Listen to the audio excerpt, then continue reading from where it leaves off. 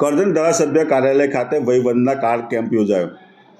ભારત સરકારના આયુષ્માન ભારત અંતર્ગત આજરોજ કરજણ ધારાસભ્ય અક્ષય પટેલની કાર્યાલય ખાતે નગર તેમજ તાલુકાના 70 વર્ષ કે તેથી વધુ ઉંમર ધરાવતા નાગરિકો માટે વયવંદના કાર્ડના કેમ્પનું આયોજન કરવામાં આવ્યું હતું। વૃદ્ધોને આ કાર્ડ થકી આરોગ્યલક્ષી સેવાઓનો લાભ નિઃશુલ્ક સરકાર દ્વારા મળશે, જેને લઈ કાર્યાલય ખાતે યોજાયેલ કેમ્પમાં નગર તેમજ તાલુકામાંથી સિનિયર સિટીઝનોએ લાભ લીધો હતો। આયુષ્માન કાર્ડના ઓપરેટરો દ્વારા આવેલા સિનિયર સિટીઝનોના કાર્ડનું કામકાજ કરાયું હતું। આ પ્રસંગે જિલ્લા ભાજપા મહામંત્રી અમરીશ પંડ્યા, નગર યુવા પ્રમુખ પ્રણવસિંહ અટાલિયા અને ભાજપના હોદ્દેદારો હાજર રહ્યા હતા।